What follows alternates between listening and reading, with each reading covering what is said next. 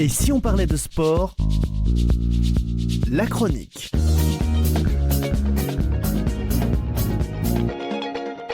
Et voilà, chronique spéciale tournoi destination de rugby. On débriefe aujourd'hui la 4e journée de ce tournoi avec moi Bernard Pujol, qui est donc le président du comité départemental olympique et sportif de Haute-Garonne, mais qui est aussi un passionné de rugby. On va essayer tous les deux de vous faire un petit point de ce qui s'est passé ce week-end. Bonjour Bernard. Bonjour Laurent, bonjour à toutes et tous. Alors c'était un week-end un peu extraordinaire. Il y a eu plein de surprises et on va commencer par le premier match avec l'Irlande-Pays de Galles 27-17, une victoire de l'équipe d'Irlande face au Pays de Galles. Une victoire bonifiée, mais un match beaucoup plus accroché que le score ne l'a laissé paraître. Oui, un week-end extraordinaire, on y reviendra. Pour parler de notre match qui opposait l'Irlande au Pays de Galles, donc chaque match vaut son pesant d'or. On constatait que le Pays de Galles était affaibli et n'allait pas durer et faire face aux Irlandais. Kennedy. On a vu un match ouvert, un Pays de Galles bien en place. Mais bon, la victoire des Irlandais était maîtrisée. Dans la réalité, ils se sont toutefois fait peur. Oui, parce qu'il y a eu le Pays de Galles qui est revenu, il y a un début de match difficile, mais le Pays de Galles est revenu dans le match juste avant la pause. Oui. Effectivement, les Irlandais sont partis tambour battant. Ça a été rapidement concrétisé par Stockdale dès la 7e minute. Un gros début de match, notamment en mêlée et dans l'impact et l'engagement physique. Et à ce moment-là, on dit c'est plié, on peut aller boire une bière ou une tisane. Tout ça va se dérouler normalement et surtout dans l'Aviva Stadium, le rentre où c'est très très dur de rivaliser avec l'Irlande. Ouais, alors donc on a donc vu l'orgueil gallois avec un retour au vestiaire, l'Irlande qui semblait prendre contrôle de tout, mais c'est pas exactement ce qui s'est passé. Non, on a beaucoup dit dans ce tournoi jusqu'à là de destination que l'ordre paraissait établi et que nos amis au Boireau allaient avoir la cueillère de bois et qu'ils étaient en grande difficulté. On a rappelé aussi que le Pays de Galles est une grande nation de rugby avec des valeurs ancestrales et ils nous ont montré que malgré leurs difficultés, ils sont en reconstruction, et bien ils ont encore leurs vertus et leurs valeurs et ils l'ont montré face à une grosse équipe d'Irlande et ils ne sont menés que 12-10 et peuvent encore croire à l'exploit. Bon, le soir du match, tout le monde l'a vu. Oui, si on regarde un petit peu ce qui s'est passé, donc une victoire 27-17 pour l'Irlande, avec le bonus offensif, un résultat important pour le tournoi. Oui, un résultat important effectivement parce que ça rebat un peu les cartes. L'Irlande reste de ce résultat dans la course en haut du classement. Ce match montre aussi que rien n'est fait et jamais simple en rugby et dans le tournoi destination. Même une équipe dominatrice peut être mise en difficulté. C'est tout l'attrait, tout le plaisir qu'on a à suivre le mythique tournoi destination. Mais c'est ce qui a fait la beauté du rugby international. Le Pays de Galles est en transition, tu l'as dit. Il y a des jeunes joueurs qui apportent beaucoup d'énergie. Si cette équipe continue malgré tout dans cet état d'esprit, elle peut revenir très compétitive dans les prochaines années, Bernard. Oui, on se rend compte avec bonheur, même si on a des craintes quelquefois, dans l'émancipation des nations, tant sur le plan économique que sur le plan de la formation et du plan de la succession des joueurs. Mais c'est remis à plat. Le Pays de Galles a ressorti le bleu de chauffe. Ils ont ressorti leurs vertus, leurs valeurs de combat, leur honneur, et ils ont livré un très bon match, leur permettant effectivement de croire et de se mettre sur le bon chemin pour effectivement s'améliorer. Ils en ont bien besoin, ils sont courageux, ils montrent du caractère, mais ils sont quand même en reconstruction. Oui, en résumé de cette rencontre, l'Irlande a donc assuré l'essentiel avec une 3e victoire dans le tournoi de ces nations, mais elle a sérieusement été bousculée par des Gallois courageux qui montrent beaucoup de caractère. En tout cas, c'était un match plaisant à voir. On avait aussi sur ce week-end, Bernard, un autre match à lequel on ne s'attendait pas forcément de ces résultats. Et pourtant, il y avait des signes avant-coureurs, on en parlait en off. C'est ce match entre l'Italie et l'Angleterre avec une victoire extraordinaire, 23-18 des Italiens. C'est un match qui restera dans l'histoire du rugby européen, la victoire de l'Italie à Rome. C'est tout simplement une victoire historique pour ces Italiens. Ouais, historique, extraordinaire. Les mots ne suffisent pas, tellement les Italiens, durant ce tournoi, confirment ce que l'on croit d'eux, c'est-à-dire un collectif, des individualités qui jouent dans les plus grands championnats et qui se mettent au niveau des grands joueurs du tournoi Destination. Donc, et on l'a vu chez nous, où l'Italie nous a fait face avec ses valeurs de combat. Et c'était très mal parti à Rome contre nos amis anglais, vexés de leur prestations et un peu dans le doute. Et les vertus de combat, l'organisation, l'harmonie avec le staff mené par Quesada ont amené un rugby abouti, un rugby plein, qui ne doute pas et qui a créé l'exploit. L'exploit, c'est-à-dire que depuis 91, le premier duel de la Rose contre la Squadra, nos amis anglais ont toujours gagné. Et donc, dans ce succès 23-18 au Stadio Olimpico de Rome, cela marque une première et un vrai tournant pour le rugby italien. Ouais, 33e confrontation, sans perdre. C'était quand même un peu impressionnant. Et pourtant, le début du match pour les Transalpins n'a pas été facile. Il n'a pas été facile parce que les Anglais ont imposé dans l'entame et dominé, notamment sur les bases et particulièrement la mêlée. L'Italie a longtemps fait dos rond, subi physiquement, mais elle a su se ressourcer et rester dans le match. Le tournant, parce qu'il y a toujours des tournants, même si le terrain est plat et rectangulaire, le tournant de la première période, c'est l'essai du phénoménal Tommaso Menoncello, juste avant la pause, ce centre qui avait été élu meilleur joueur du tournoi de l'édition dernière. Le centre italien, donc Tommaso, perce la défense anglaise avec beaucoup de brio et de puissance et surtout de vitesse. Et à ce moment-là, l'Italie passe devant et prend et reprend confiance. Ouais, mais alors, automatiquement, les Anglais, eux, ils ont l'habitude, ils reprennent l'avantage juste avant la mi-temps. Ben, les Anglais, ils ne lâchent jamais. On le sait, ils ont ça dans l'âme, dans le corps et dans l'esprit, en rugby comme ailleurs. Et grâce à Tom Rebuck, après une belle utilisation du jeu au pied par Finn Smith, les Anglais reprennent le score et mènent alors 12-10 à la pause. Au retour des citrons, je ne sais pas si ce sont des citrons qu'ils prennent toujours, les Anglais reprennent la main avec 2 pénalités de Smith. Elles creusent l'écart. À ce moment-là, l'Italie est menée 18-10. On peut craindre effectivement que le score est ouvert et que le plus dur va arriver pour les Italiens. En plus, réduite à 14 après le carton jaune du talonneur qui joue en France, Giacomo Nicotera. Et pourtant, l'Italie va complètement renverser la situation dans la foulée. Ouais, c'est là que l'on voit une équipe qui a énormément progressé dans la confiance de son jeu, son organisation, la patience, la discipline. Et ça, c'est ce dont avaient besoin les Italiens. Ils sont restés calmes, sereins et patients. Je pense qu'il y a de la patte de Gonzalo Quesada, bien sûr avec son staff et l'ensemble de l'encadrement et de la politique en rugby italienne. Les Italiens profitent aussi de l'indiscipline anglaise. Tiens. C'est un peu exceptionnel, ça. Ouais. C'est pas souvent qu'on voit ça. D'habitude, ils sont plus rigoureux ou alors ils le font beaucoup plus cachés. Ouais. Donc, on parle d'indiscipline. Effectivement, on laisse ces joueurs provocateurs. Ils aiment le désordre. Ils aiment mettre de brouille, parler à l'arbitre, tirailler les maillots. Là, ils sont tombés dans l'indiscipline. Indiscipline, c'est quoi? Quand on est un peu bousculé dans ce sport de combat, d'affrontement, on se rend compte que le gradient de l'indiscipline monte vite. Parce qu'on est mis sous pression et on est mis à la faute. D'abord, Sam Underhill est sanctionné pour un plaquage dangereux dont il est coutumier, mais ce n'est pas le stigmatiser, c'est un joueur qui s'engage beaucoup. Puis, le capitaine Mario Itoje, lui, commet un geste d'anti-jeu. Ils sont en difficulté. Pendant ce temps-là, et profitant, Paolo Garbisi, qui joue à Montpellier, passe 2 pénalités importantes et les Transalpins reviennent dans le match. Seulement ils viennent dans le match, mais avec une fameuse action décisive en fin de match qui va changer la face des choses.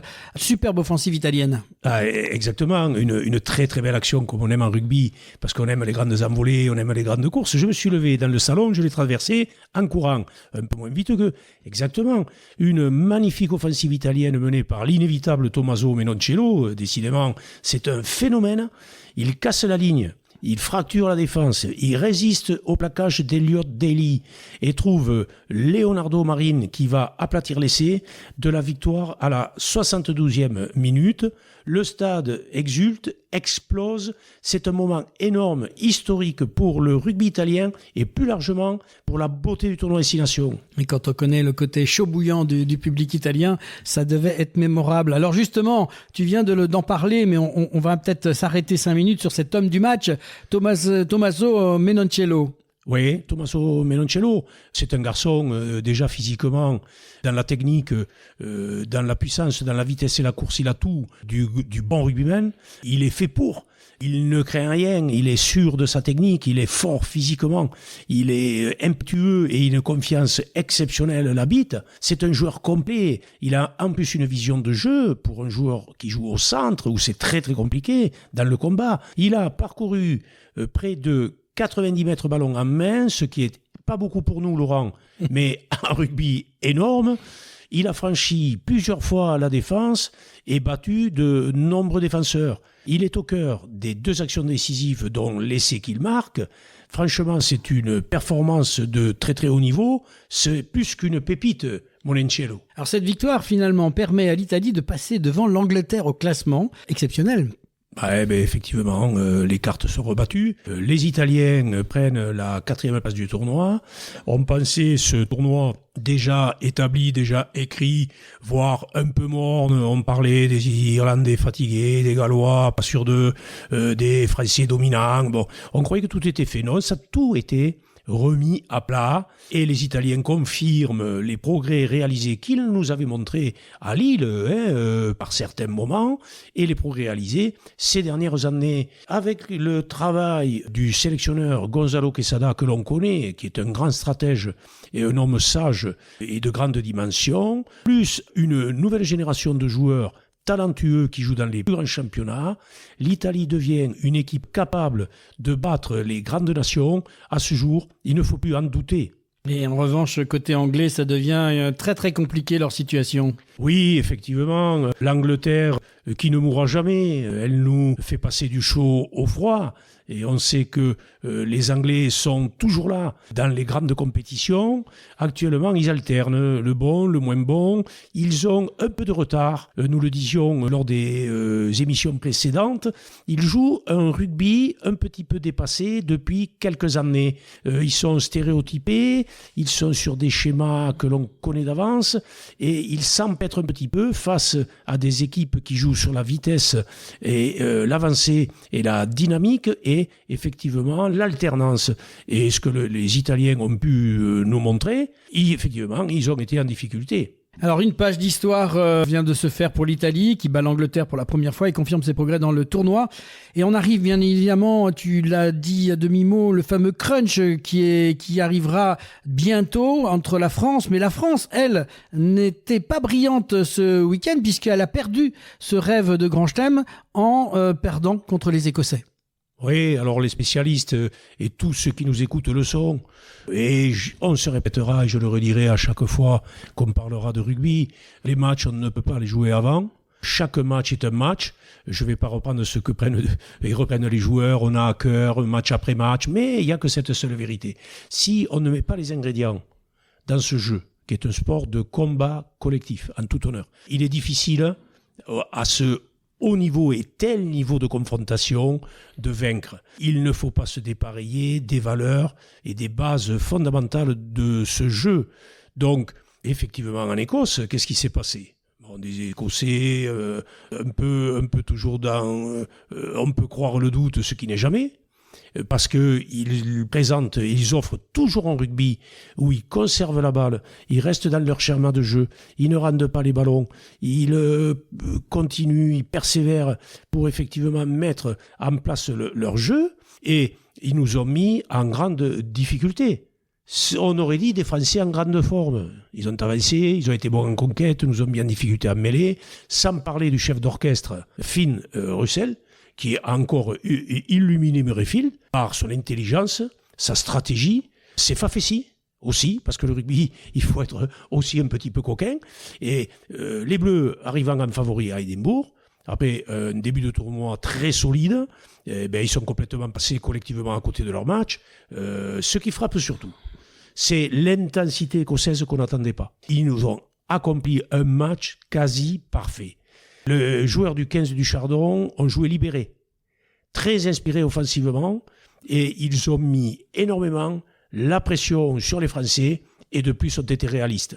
Oui, par contre, le début de match avait été un gros combat entre les deux parties, mais les Écossais étaient meilleurs. Ouais, en début de match, la France a une certitude actuellement dans la suprématie présumée et réelle d'une des meilleures nations au monde, a pour elle comme point fort la défense. On prend quand même un essai 6 minutes, quoi. Ça va vite, premier essai. Oui, effectivement. Ça va vite, on a été surpris par le jeu, par l'organisation, le culot. Et grâce à leur ailier, Darcy Graham, après seulement 6 minutes, la froideur est tombée sur Murrayfield.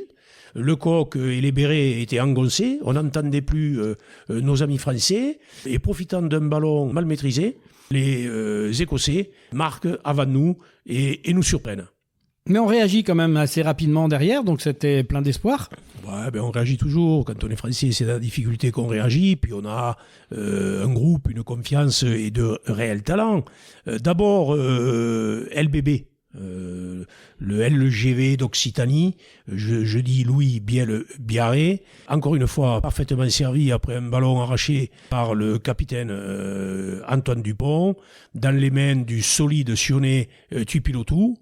Puis également avec la fusée Théo Attisorbé qui joue à Pau, à la conclusion d'une action merveilleuse collective et magnifique après une touche.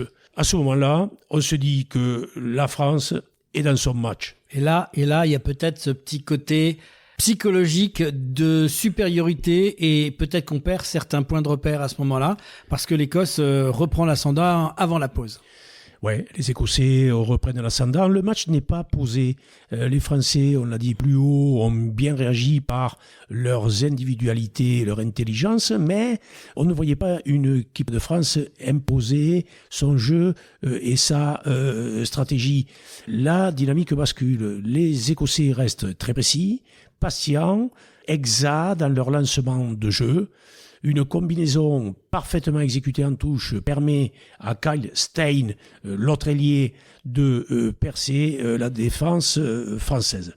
Puis c'est au tour, non pas des gros, ils n'aiment pas qu'on les appelle comme ça, mais ils sont quand même un peu solides. Pierre Chaumen en est la personne vivante. Il marque après une série de pick and go. Nous sommes à 19-14 pour l'Écosse à la mi-temps. Il n'y a pas de feu, il y a certainement des coups de clairon dans le vestiaire pour remuer les Bleus, mais on sent tous dans nos fauteuils que les Bleus sont sous pression. Oui, il manque de sérénité et la seconde période va être encore plus compliquée. On sent qu'il manque l'emballement. Oui, il manque l'emballement. Ça ne redémarre pas. Les Écossais reviennent bien en place, ont bien récupéré dans leur plan de jeu. Et à moins de 20 minutes, les Écossais aggravent la marque avec 4 essais supplémentaires. Le demi de mêlée qui joue en France, Ben White. Kyle Steyn, encore lui. Darcy Graham, l'autre ailier. Et enfin, Tom Jordan. À ce moment-là, l'écart devient énorme. On craint beaucoup pour notre équipe de France qui, effectivement, est pénalisée, indisciplinée, avec 2 cartons jaunes pour, sans accuser personne, Mathieu Jalibert qui a payé pour le collectif, puis Lenny Nouchi. On est indiscutablement en difficulté, et dans ces conditions, on est bousculé, on est malmené, et il est très difficile de rester dans le match, malgré, effectivement, une réaction. C'est vrai que c'est impressionnant de voir autant d'essais marqués. Même les leaders français ont semblé en difficulté. On n'a pas vu, sans l'accabler, on n'a pas vu un grand Dupont.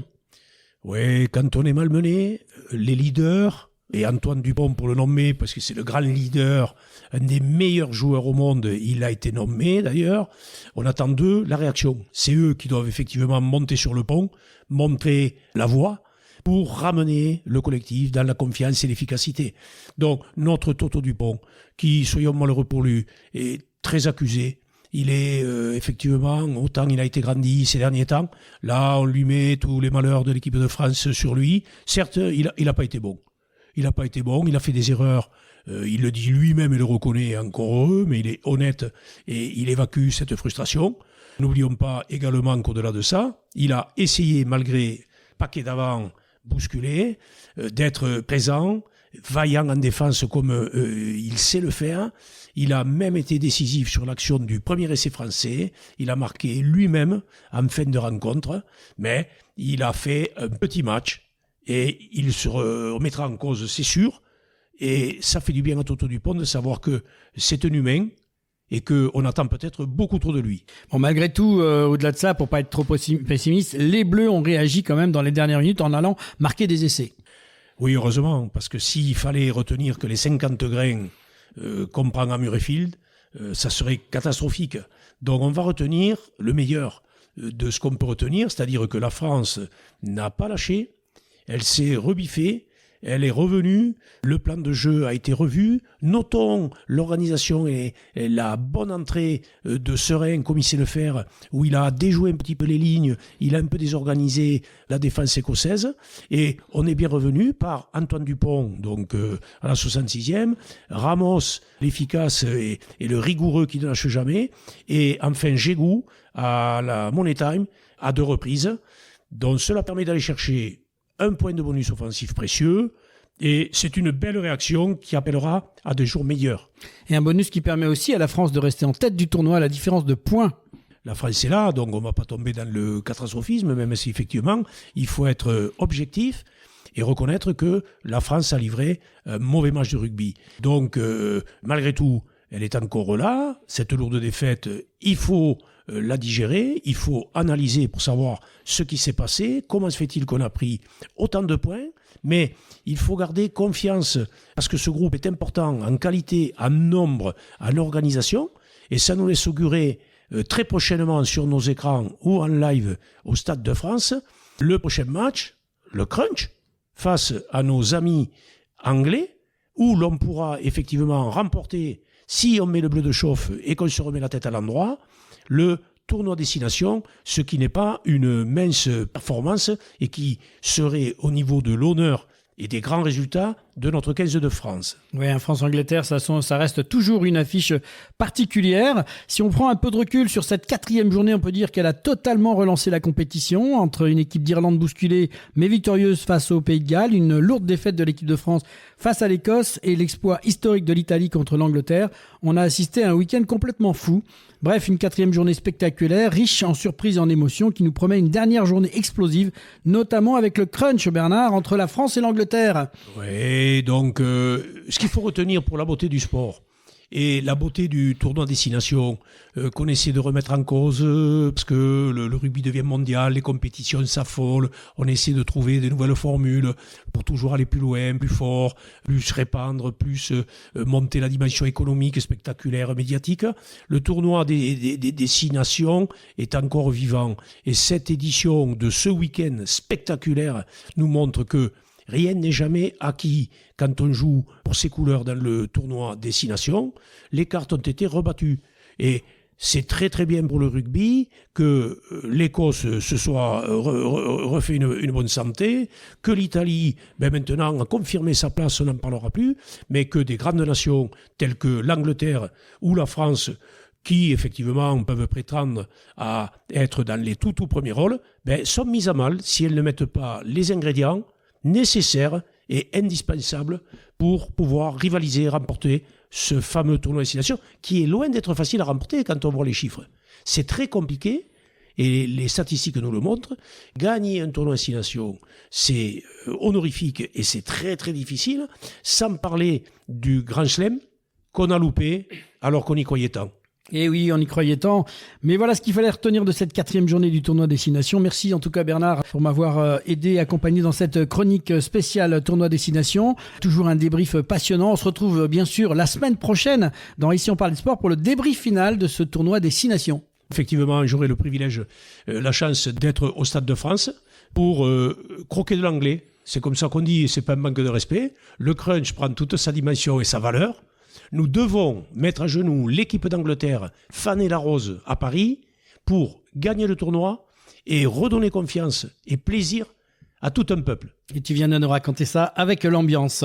Merci Bernard, à bientôt. Avec plaisir, salut à tous.